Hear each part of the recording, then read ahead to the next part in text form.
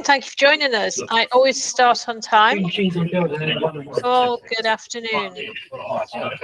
Why do I start on time? Because we shouldn't punish good behaviour. You've all turned up. Oh, someone's got quite a lot of background noise. I'm not sure who it is. Might be you, Ryan. There we go, brilliant, thank you. Start on time because you should never punish good behaviour. Don't sit in a meeting waiting for somebody who's late before you start. You're wasting your own time. Let them catch up when they get there. So if you learn nothing else today, do that. Ninja tool number 1. So I'm just going to share my slides and let's get going. So bridging the gap, qualifications, methodology, and the importance of people. So welcome. I'm not going to do a round the robin thing because nobody will listen to each other and nobody cares about anyone's job title really. It's what you do with it rather than your job title. So I'm not going to do that, but it will be interactive. I will be shouting out. Please just share things and we'll get to know each other as we go.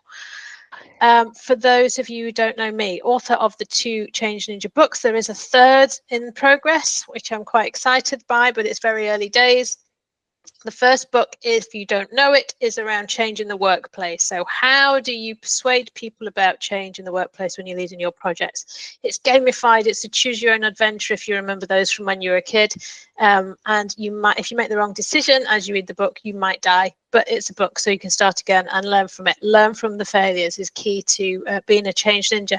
The second book follows the same vein. There's a bit more neuroscience in it, and it's much more about change that has an emotional impact on you. Much harder to manage change when the outcome could be really bad for you. So it really gets into how to manage you through those changes. If you're remotely interested in those, they're available everywhere, or you can get in touch. And there is a 4-day Ninja Challenge course, which goes with the first book and a little bit of the second book. And I will share more on that at the end because the next open cohort is starting in about 5 weeks' time. So if anyone's interested, get in touch and I will give you a discount because I'm really bad at making money and I love it when people come on the course and learn something new. Enough about me. If you have been to a session, you will know that I always start with hopes and fears. So you've given up 40 minutes of your time this afternoon. I'm assuming you want something out of that. So let me know what your greatest hopes for today are, and I will try and deliver them. And any fears you have, anything you don't want me to do or are worried about, please shout them out. You can pop them in the comments box, or you can just shout them out when you're ready if you like. It doesn't matter which order, but what are your greatest hopes and any fears that you might have?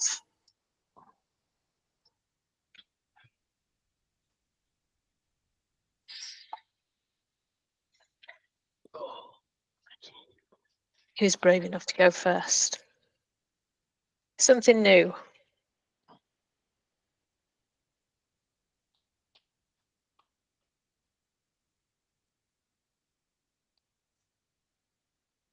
Managing change, golden nuggets.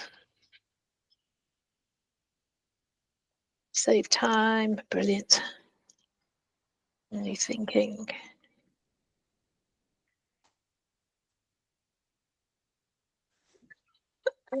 So fear that you'll perish. Put a jumper on, Helen. Walk faster. Run. Brilliant. Fears. Call you out. I will call out for contribution. Oh, well, I'll deal that in a minute. Fears around focus. Brilliant. So let's get rid of some of the fears. Run faster, Helen. Would that work? That will warm you up. You might arrive a little bit sweaty at the train station, but it does work. So hopefully no one will perish. I will ask for contributions, but I'm not going to pick on anybody unless you really want to be picked on. If you want to contribute, just shout out. Don't put your hand up because I never see those things. If I don't even know if there is a hand up button. But let's pretend we're all in a room together. We would not put our hands up in a room if we're having a discussion. And focus. Do you know the best way to focus is just to switch off your email and stuff, because it is an impossibility to multitask, whatever they tell you. If you're trying to do 3 things at once, you're doing 3 things badly. If you focus on this and get something new out, it will save you heaps and heaps of time. So hopefully the fears have gone. Katie, I don't know how to use Google either, but it's a video and you can talk, so I'm guessing that fear won't come true either. I'm going to teach you something new. Hopefully there'll be some light bulb moments. You'll get some new tips and it will help you start to think about things differently. If this agenda is terrible, it's not my fault, it's yours, because you've set the agenda that you want to do, and hopefully I will deliver that. So I've already taught you not to punish bad behavior. If people are late to a meeting, tough, start on time if you're there. Second tool, hopes and fears. Instead of a preset agenda, do hopes and fears. Get rid of the fears so everybody's much more happy and engaged. Form the hopes into an agenda that we're all happy with, and then we'll deliver that agenda together. So you've got alignment, and people are much more likely to focus on what you're there to do, because they've contributed to that. They have a stake in it. Does that make sense to everyone? And is everyone happy with that agenda? A third thing, and I'm not going to do it because there's too many and people have got mics off, is just check in with everybody one by one. Christina, are you happy? Samantha, are you happy? If you do that 2 or 3 times, people will get used to it. They'll do it. You won't need to set your agenda, so it will save you time sending out things that nobody reads anyway, bits of paper, and you will focus. The meeting will be focused exactly on what you need it to be focused on. So there's another time-saving tip that is something new if you've not done it before. So we're here to talk about methodology and people and all of that stuff. Does anybody find that this happens quite a lot? You're trying to lead change, and some people just don't like it. They would just say no. They'll find any reason, excuse to say no. 90, I think 95% of your challenges will be people-based and not system-based. They'll use the system to hide behind. They'll use the system as an excuse, but it's based on people and their fears about your change. And they don't even realize they're doing it half the time. So anyone ever heard these phrases? That will never work. I've done that before. Oh, these projects always fail. What is this project management about? Waste of time. What do you mean risk register? Back in my day, we have all of these comments. People don't even realize that it's negative half the time. So how do you respond? Well, you've been on your training course, haven't you? You've got your Prince 2 certificate or your Agile certificate or whatever the latest thing is. And you say, it'll be different this time because we've got a methodology and a framework and we're going to apply it, and it'll be great because it really works for projects. I'm not bashing these things, by the way. I have them and I'm about to go through accreditation myself. So this isn't a bash, but it's thinking about them in a different way. We have the methodology and the certificate. It does not make us a great project manager. It means we've got a methodology and a certificate. We say things like, oh, it's all about the stakeholders. People keep asking me about the ProSci method because apparently it talks about people, but I'm not sure it really does to the level that's needed. But it goes some way to other. So it'd be different because we're going to measure benefits. We're going to show that this project is worthwhile. Does anybody do benefits management? Do you go back like a year after the project's finished and check that they've all been achieved? Yeah. Ideally, that's what should happen, but ultimately it's handed over and then usually forgotten about. Yeah, is the reality. We spend all of this time on benefits management during a project. The benefits happen after the project's finished, possibly a year or 2 years down the line. I don't know anyone who goes back and really checks that stuff. So how do we know it was a good project? And this is no fault of anybody. It's the system that's set up because we're following the methodology. It's really hard to do. Most of the people have left by that point. But we're going to do it differently because we're doing the benefits. And when we do that, we start talking about things like efficiency and productivity, and it'll be better and quicker. And they sound really good, but they don't sound really good to me if you come along and say, once we've done this, you will be more efficient and you will be more productive and you'll do things better and you'll do things quicker. Because that to me sounds like I'm not doing quite a good job as you think I should be doing right now. So a lot of these benefits, whilst they're good benefits for the organization, they don't sell it to me as a stakeholder because it's kind of having a dig at me. Unless I'm already bought into the whole thing. So benefits can be disbenefits if they're sold in the wrong way. How else might be different? Well, we've been on this course and it talks about communication strategies. So we're going to have a communication strategy. And that means we're going to send out lots of information to everyone so they know what's happening. Guess what? Communication's one way. It doesn't mean two-way. It doesn't mean engagement.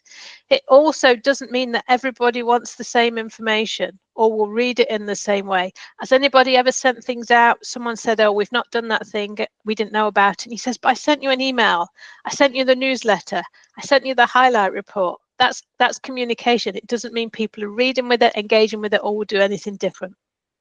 So be careful with your communication strategies too, and tailor the messaging that goes out for different groups. Anyone do user profiling, human-centered design, all of that? We create these profiles of these people we think exist out there without really knowing. We think we know what they are. They're useful. I'm not suggesting any of this stuff isn't good stuff and useful, but there's more to it than sometimes we do, because it's not in the methodology and the framework. User profiles assume somebody will think and behave in a certain way. I don't know how I'm going to think and behave tomorrow. So how I can predict how Jim over there is going to behave about this project based on his characteristics of his job's role. So again, be careful with these. They're useful, they can give us data, they're really good to do, but there's an extra bit too that's not in any of the methodologies and frameworks yet, but it is in my course, which is getting accredited and comes with that badge. That was a little upsell there. But just to be, we've done that, it will give us data at points right, but it doesn't mean we necessarily know what people want to need and how they're going to respond. Even if we've got it bang on, it doesn't mean they're going to respond in a positive way. So stakeholders, they can be really difficult. 90 to 95% of your challenge will come from other people saying no for whatever reasons. Even though you've applied the framework, the methodology, done all the things it says in the book, still we can fail at projects, or projects get slowed down, or we have all of these challenges that cause us to pull our hair out. Because these are also stakeholders, and managing those stakes and holders is quite different. So just a silly joke there, but stakeholders as a term can mean lots of different things, and it doesn't mean we've considered the people at the heart of it. Because at the end of it, and it's really easy when we're talking about stakeholders to forget that they're human beings with human thoughts and human feelings and lots of other things going on outside of work. So be careful of the term stakeholders too, because it can stop us thinking about the human side, because stakeholders are people, and people all think differently all of the time. We're all difficult about some change. We all like some change. We all get excited. We all say no. And that can change on a daily basis. It can change on an hourly basis, depending on what it is. So don't assume you really understand those stakeholders unless you spend an awful lot of time thinking about them, who are the ones you really need on board, all of that good stuff. It's not in any of the methodology and framework. That stuff underpins how we deliver projects. It's absolutely essential, but there's the extra bit of, okay, these are people. So today's tool that I'm going to teach you is thinking about this, and particularly thinking about that project board or that steering group or that big bunch of people that you have to go in and sell your change to. You're going in and doing a presentation, a pitch, it might be the business case, whatever it is. You're having to go in and you have a bunch of people and you kind of know them a little bit, but they're all going to have an awful lot of thoughts going on in their head. And they can really, if they ask a difficult question, it can really put you off. It can really shift how you respond to things. It doesn't matter how big and shiny your presentation is. It doesn't matter how much time you spent on it. They will all have different thoughts going on. So being prepared for that, thinking about this before you go in and having the right answers and the right pitches is key to getting that sign off. And remember, they'll change their minds daily. They might be having a really good day and be up for stuff. They might be having a really bad day and think, I just haven't got time for this. So being prepared for that on top of all of the additional methodology and frameworks that you follow. So does anybody remember the numbskulls? It's quite a British thing, and you probably need to be a certain age, but it was, I think it was the Beano it was in. And it was basically inside someone's head, and when something happened, all the different bits of the head kind of had to work together, and they all had different things to do before presenting. You don't need to read the cartoon, but this is a bit like the numbskulls, because we've got all of these things going on in our head all of the time, and we're probably not aware of it because they're all doing their own little thing. A lot of it's quite subconscious, but what the words we say and the way we behave will be driven by those little different things in the head. So it's a bit like that. It's called Mr. Mindset because our mindset is fluid and it changes all of the time. So you've got a room of 10 people. You need them all to agree and sign up and get on board and say yes to your business case. We have all of these different thoughts that have been going on in everyone's head, some of them simultaneously. So I'm going to go through them all so you can think about them and prepare for them. Because if you know that this is going on thought-wise, you can already have the answers ready in your pitch. So let's start at the bottom. Chaos and confusion room. How many people know lots of people who just seem to be running around, pulling the hair out and not able to pin anything down? There's a lot going on in the world, and you go along with this extra project, and they're just like, do you know, we just can't. There's too much going on. We need to stop and prioritize. We don't know what we're doing. So you need to think about that. People will be in chaos and confusion. This is just more work to do. I haven't got time. All of those things. And I'm going to go around them first, around what they might say, and then we'll go around with some solutions. The wrong direction door. Has anybody ever been in a situation where someone said, why don't we all just put everyone on a course? And then they'll learn how to be leaders, or they'll learn how to do human-centered design, or let's bring in the consultants, or it's the wrong thing. So you need to be ready for someone steering you way off track for doing the thing you need to do by getting everybody down a different thing. Sheep dipping people on a training course, I would normally say, is not a good idea, because everybody gets different things out of training course. They don't all need it. It doesn't necessarily mean they're going to come out being able to do things differently at the end, unless of course it's the 4-day ninja challenge, but there's always something that's different.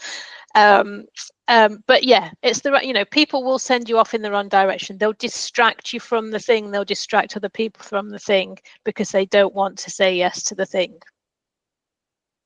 Oops. Revitalization rearm. There'll be some people who think, yeah, we need to do something different. If we don't, we're going to go under, something's going to go wrong. We really need to sort this out. But they may not know how to get there. So they might know that you need to change, that you need to implement something different, but that doesn't mean they know how to get there. And that's going on. How are we going to do this? I have no idea how to do this. Attic of arrogance. We all know these people. Probably don't, but people say, what do you know? Why are you talking to me? We all know those people who think they know best and that you're not worth listening to. What do you know? What's your experience? I worked in the health service, so there's lots of that with surgeons and consultants, but they don't know anything about change really and managing it. So that's going on for a lot of people, big egos in the room. Contentment and complacency. It's not broken. Why are we trying to fix something? It's fine. It's just fine as it is. You know it's not fine, but they're complacent about it. Sun deck of success. Anyone seen those people that sit with their hands behind the leg splayed, all of that going on? Because they've done it, they've been there, they've got the t-shirt. We don't need to do this. We're amazing. We're already cutting edge, leading edge. Why do we need to do anything else? We've been doing this well for years. We all know the sun deck of success people. The denial room. We don't need to do anything. It'll be fine. It'll fix itself. Just sit tight. It'll be fine. Paralysis pit. Just people who just don't know where to start. They're just stuck. They cannot move from where they are at all. And finally, the dungeon of despair. A negative Ned in the room. We're all doomed, as they might say. So this is going on. Does anyone recognise any of these people? And which ones are we? We're all of them all of the time, some of the time. It depends what it is. It depends on the mood we're in. It depends on whether we left the house this morning and everyone got up and did the things and we all left, or whether there was a big fight as everyone was leaving the house and you know that you've got to go home to do the dishes and the washing's all over the place. We all, our moods and emotions and things that are going on in all aspects of life will affect how our brains respond to things. So we all do this stuff, but being able to think about these different responses people make will allow you to prepare for it. And if you prepare well and somebody does come out, how dare you come in here telling us how we should be doing things, you'll be ready for it because you will already have a response, but hopefully you'll have prepared things in a way that they don't do that. So, makes sense so far? Brilliant. So how do we get around it? Confusion and chaos room. We've got too much to do, prioritization, all of those things. We all hear those words all the time. So instead of this big AI project that's going to revolutionize the world, all we're going to do is look at that process that we know that eats up an awful lot of time and isn't really adding any value to the team to do. And we're going to try and redefine it using AI. That's all we're going to do. Break it into a manageable chunk, a simple thing that sounds less scary. We don't need to go near policy. We don't need to do anything with procurement. We're just going to have a look at this process and try and automate it with AI. And then we'll come back and report on that, what we've done. So break it into a chunk that sounds like it's not going to cause work for them. and it's going to deliver a result relatively quickly and easily. So break it into a manageable chunk. Some of the answers to these are the same answers, so it's not that you don't need an answer for all of them, a different answer. Wrong door direction. Have some evidence of why what you think they're going to distract you with doesn't work. Remember, we've already had the consultants in 3 times and sacked them. We've had 3 sheep dips of leadership and nothing's really changed. So how about we focus on a few people going on a certain course whilst we work on this thing? So think about the distractions that people might put in place that will send you down the wrong avenue and be ready for that.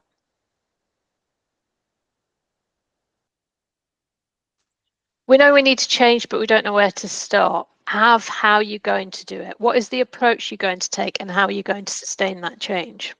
Okay, we need to bring in the AI. This is the approach we're going to take. Manageable chunks. We're going to sustain it by da da da da da. Have that ready. And you might not know this, so you shouldn't be presenting it as so. Have your approach ready so that they will trust that you know what you're doing and that it's going to be sustainable and not a waste of time. Attic of arrogance. You need to find somebody who they respect to explain the challenge. Perhaps there's somebody around the table, or perhaps you can share that you've spoken to Bill and this is what Bill said, somebody they respect. So don't try and sell them that you're good enough. Use somebody who they're going to respect. Getting surgeons to talk to each other was always way, way simpler than me trying to convince them that what we were doing was the right thing. Get them to agree with each other. They will listen to each other. Contentment and complacency room. It's not broke. We don't need to fix it. Just what is the issue? What is the issue that's in there? Sometimes when we're going in with business cases and projects, we forget to talk about the real issue and the impact of not doing anything. I've got a tool called Gap Leap, which is really useful for this. What is the gap between where we are now and where we want to be? And what will happen if we don't fix it?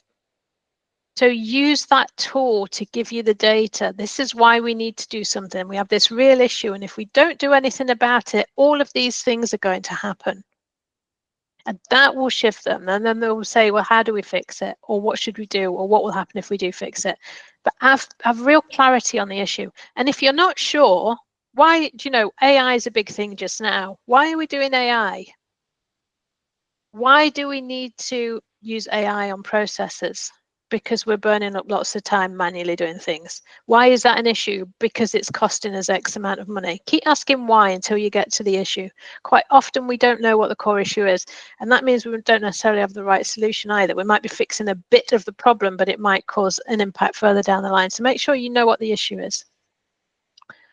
Sun deck of success. Describe a future where they look even better. You have done amazing and we are leading edge, but imagine if we could be X, Y, and Z. It might give them a bright future that they want to work towards. That's also a really good way to help sell the project to people who are stuck as well. If they can start to imagine a future that's much better than a current present, they're much more likely to want to shift. Denial, again, clarity on issue. This is what will happen if we don't resolve it. Get them to, this is the issue. What do you think is going to happen if we don't do anything with it? It will get them thinking differently and moving forward. Paralysis pit, again, small chunks of change. The smallest chunk of change you can do will help people out paralysis. And this helps you as well. If you're ever stuck at home and you're just procrastinating because the things just feels too big, and you just haven't got the energy and you just don't want to do anything and you're slumped on the sofa because it's far easier than doing the thing that sounds too big. Just do the first step. I know I should go out for a run, but I really don't have the energy and I really don't want to do it, and it's raining and all of those things that get in the way of us doing things. Just go and put your running shorts on. Don't agree to go for the run. Just go and put your running shorts on or your trainers on. And then half an hour later, you're like, well, I'm now dressed to go for a run, so I should at least go outside and just go into the garden. And before you know it, you'll have done a 10K and you'll feel amazing.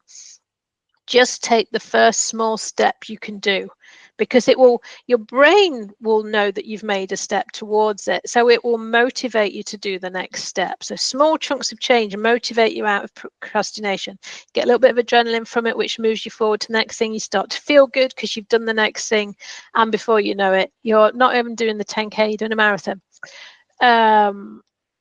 What have we got next? That we're all doomed. These people are really hard to shift because they're in a fixed mindset. There's no point. It's just all, and again, this works for not going for the run as well.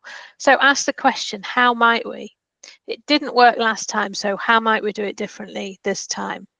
We haven't done it yet. If they say, oh, well, no, we haven't done that. Why haven't we done that? We haven't done it yet. It opens up possibility. Never use the word but. Always add the word and. If they say that will never work, and you go, but this time it's going to be differently, you're negating them. You're basically confirming that what they think that you are all doomed. So add the word, and this time we're going to do it differently. So how might we do it differently? It opens up the mindset. It opens up to being a growth mindset rather than a fixed mindset. Works on yourself and it works on other people. And so there's quite a lot on that slide, which I didn't share that at the start. But this is what's going on. You've got 10 people sitting in front of you in your shiny PowerPoint presentation. All of this is going on in all of their minds.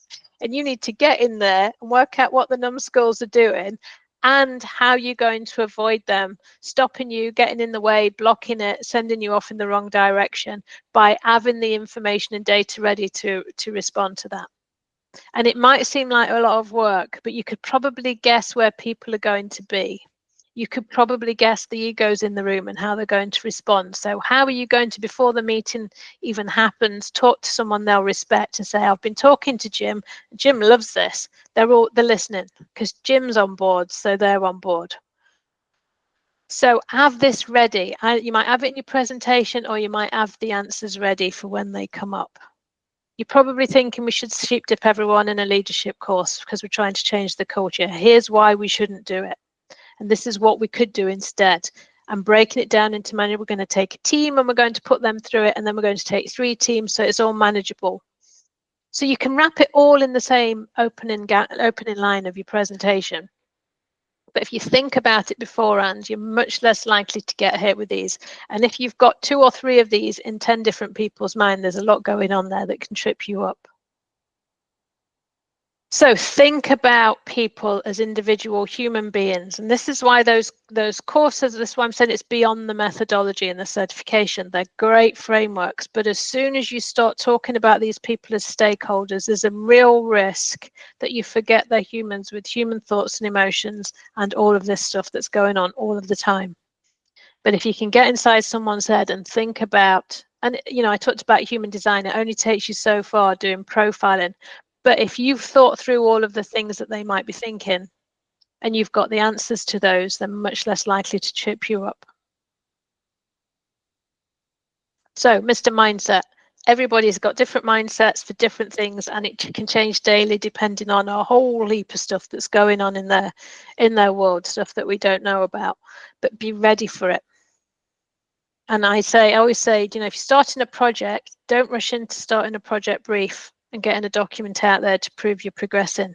Spend a whole heap of time, depending on the size of the project, on understanding the people you need on board and how you're going to persuade them and all the things that they may say or not say. So I'm going to pause there. I'm going to go back to that actually and just get some thoughts back and comments and questions.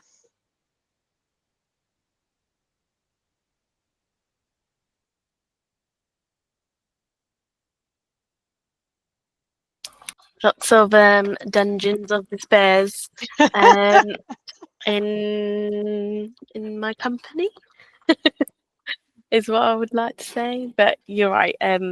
It's just explaining it in a different way. And even when you're saying that, I already know the people I already know all the people in those categories. I can picture them and I know who they are. And it's just, I think that one of the attic of arrogance for just one person. I can think in my mind who always questions it, and it might not suit that specific person, but it might suit everybody else. But that person may hold the purse strings. Yeah. So it's a difficult one to get around.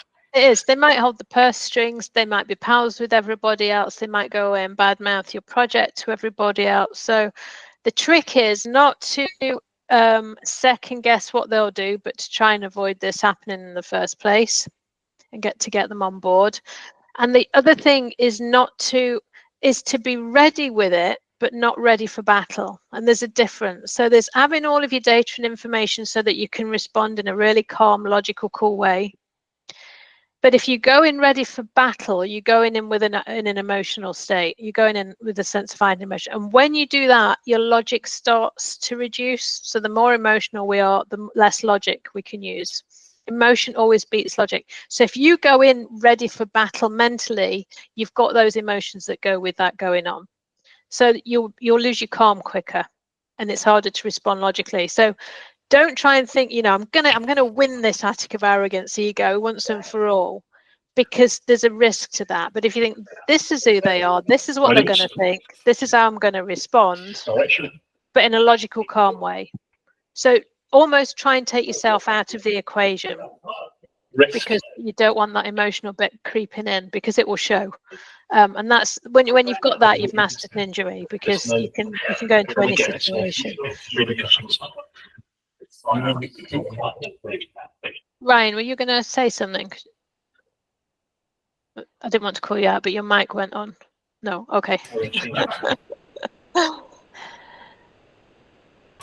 I put something in the chat. I was trying not to, so that's quite noisy here.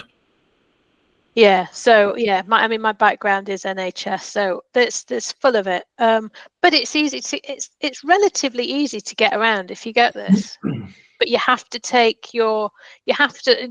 learned the hard way. It was like surgeons again, the big egos, and then I reframed it, and I thought, actually, if somebody's going to be putting me under in a general anesthetic and chopping up bits of my body, I actually want them to think they are God. You don't want them being a bit dithery and oh, should we collaborate on whether we should chop the left leg or the right leg? You actually want them to really believe they are the bee's knees.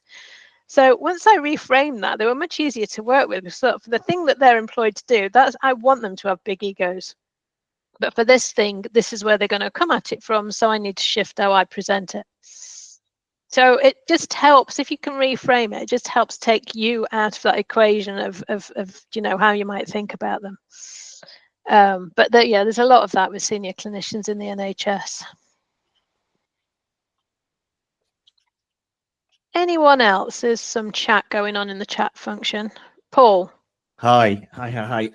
Yeah, I want to talk about sort of unions and how you sort of handled unions in the past, because they seem to have a default position of we don't want to change, it's not broke, don't fix it, particularly when you look into in my particular case, automation. We want to automate the really boring tasks that, to be honest, should have been digitized 20 years ago, but haven't been. So I guess there's the unions angle, but there's also the workers as well, where we know that by automating the boring, low-level, repetitive stuff, it allows them to move on to higher value, far more interesting work. But I'm constantly hitting resistance from both of those different areas, be it the unions or the workers. So if you've got the book, or if you're on my website, there's a tool called Gap Leap, which I would suggest is the first place. And it's funny because I do AI and automation on the course as an example. But very quickly, the challenge I think with AI is people only know bad stuff. Like there's some people who are really into AI and think it's going to be amazing. Most of us only know AI from futuristic films, and it's always horrendous.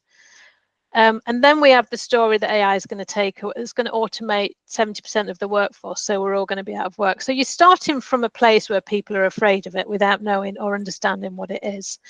And then when you say we're going to automate your process and take away all the boring stuff, you're basically telling people they've got boring jobs. We're going to automate so you can do iron stuff. It's like, I don't want to change. I quite like what I'm doing. So you're hitting them with a whole bunch of stuff that may be real and may be good for them, but in a way that they're only seeing it as this is going to be change and it's not going to be good for me. And the horse has kind of bolted on the AI thing for most people, I think. But if you do the gap bleep, what is the gap we have between where we are now and where we'd like to be? And push it past the AI and automation. Why do we need to automate? Because we have heavy costs associated with doing the day-to-day, which stops us doing the value-added stuff. Why is that important? Because we're losing business and customers are going elsewhere because we don't have new products. This is the example I use on the course. So when you get into that, it's got nothing to do with AI. And then you say, if we don't fix this, if we can't build our customer base and we start to lose customers, what will happen? We'll continue to do stuff that's not adding value. We'll start to make staff redundant and get the unions to fill that in. Ask them, what do you think will happen if we don't fix this? If we do fix it, what will happen? Well, we'll have loads of customers, we'll grow the business, staff will be happy, da da da da da. Get them to fill it in. And then say, why haven't we fixed this? So you're still not into solutions. Why haven't we fixed this? Well, we've got all of these processes that take forever to do, and we don't have time to do the other stuff. Okay, so how might we fix that? And we're using growth mindset language. Why for the issue? How might we? And at some point, someone's go, I've heard this AI stuff's quite good for automation. Why don't we get rid of that stuff that no one enjoys doing and see what happens? So it's educating them on the issue and what needs and why it hasn't been fixed and what will happen if we don't fix it. So then they'll say, okay, well, we could bring in Excel spreadsheets to automate things. We could get a new database. We could try AI, whatever it is, but that you're opening up the space to then say, these are the solutions that we think could work. But when you're trying to sell all of that to people that only can see the fear of what you're doing, it doesn't, telling people about the benefits at that stage, you're absolutely wasting your breath. They're just going to dig their heels in. Because they're not benefits to them, they're just seeing fear. And they're in the emotional state, so they're not responding logically. So we need to get them back in the logical state, and something like the gap bleep tool can really help. Does that make sense? That was it very in a nutshell. Thank you. I'm going to be researching that gap bleep tool. Thank you. Brilliant. Anyone else?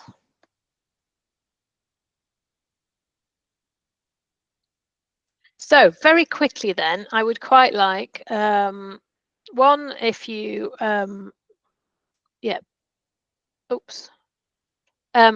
if you're interested, look up the books. If you're really interested, just drop me a line on LinkedIn and we can have a chat. If you want, we could put a call in. So Paul, if you wanted to chat more about that, I'm happy to do so. If you are interested in the course and you do get in touch after this, I will give you a discount because I'm discount friendly and you've turned up today, so you deserve it. But I would love to know something you've learned today. So either your biggest surprise or what you've learned or how you might use this in the future. And again, if you want to shout out just one thing or pop in the chat box, I would love to hear what the learning has been.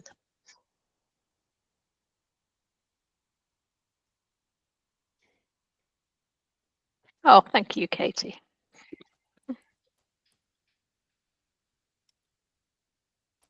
Hopes and fears works every time. It sounds really weird when you first do it, but 3 times and everyone expects it. Absolutely works. I'll jump in rather than Tammy. I'll jump in rather than put something in the chat. I really love these new labels to try to put on people or categorize them. I hate using that term, but it is what it is.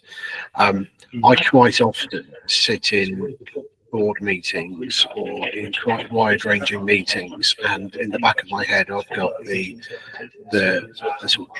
you're a grandpa March, you're a mini baby bell, and I've got those things sitting in the back of my head, and I can almost visualize little speech bubbles appearing above people to understand who they are, and this is exactly the same. For me, I'm going to sit in some fairly big program boards and just listen to how people are reacting, and these speech bubbles are going to pop up again, and it'll tell me which room they're currently sitting in.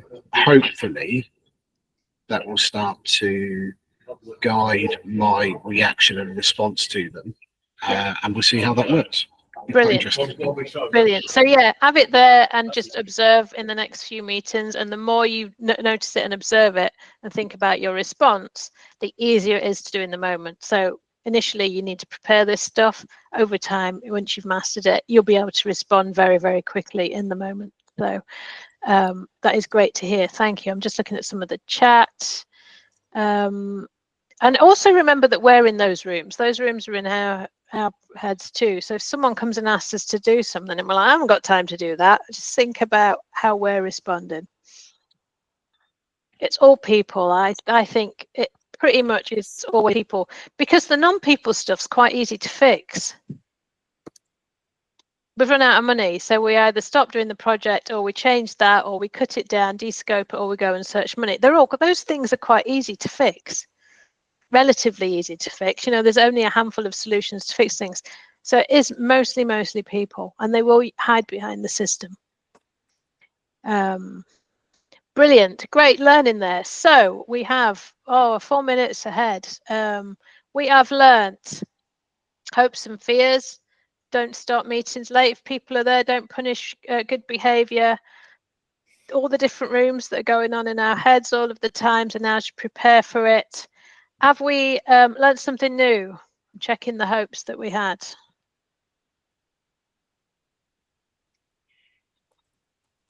I'm taking silence as a yes. I always take silence as the answer I want. Some golden nuggets, some top tips, and some new thinking about people and success. Have we achieved that agenda? Just a little nod would do. Brilliant. And I threw in gap leap, and we talked about growth mindset and how to get you out for a run. Just put your trainers on. It's the first step. Just take the first tiny step. So hopefully nobody perished. I didn't call anyone out specifically apart from you, Ryan. Sorry about that. Hopefully you were focused and we achieved your agenda. So if you do hopes and fears, always come back to it at the end. And make sure none of the fears came true, because people will then start to trust the process and they'll start to really share some of their real fears. They're going to think it's weird at the start. So you're going to have your own fears to prove that you're going to do it properly, and check in that you've achieved your agenda, because you all set the agenda and we have all achieved that agenda.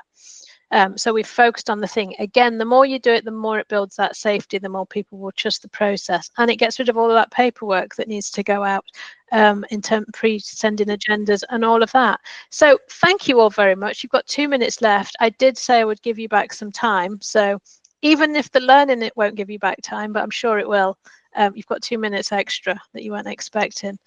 Thank you all. Oh, the next one's in 2 weeks. I always forget this. Aisha keeps me on track with this. So communication breaks down, how to reconnect and re-engage. I have no idea what I'm doing for that. Very active, that. But I've got 2 weeks. The ninja does things just in time. So hopefully see you all back, but please do drop me a note if you want to chat, and we can grab a cup of tea and see what other big challenges you've got. Thank you all, and see you again next time. Thanks, Sammy. Great as always. Thank you. Bye. Brilliant. Karen, you've got your hand up. Thank you. Bye. Thank you. Oh, she's gone. If you've got a question, Karen, if you're still there. No. Are